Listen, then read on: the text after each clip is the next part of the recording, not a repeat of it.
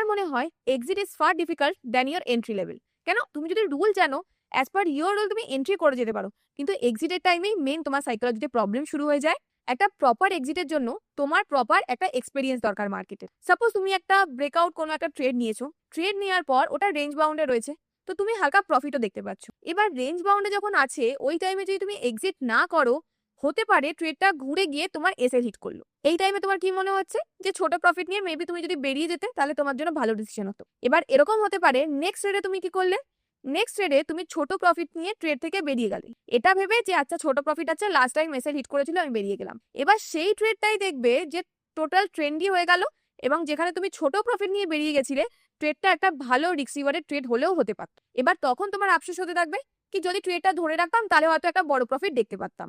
এবার এই সব জায়গাতে তুমি কনফিউশনে ভুগবে যে কোন জিনিসটা করা উচিত। একবার যখন তুমি ভাবলে যে বড় ট্রেন্ড ক্যাপচার করবে, সেই জন্য তুমি ট্রেড থেকে বেরালে না, সেই সময় উল্টো তোমার স্টপ লস দিয়ে দিল।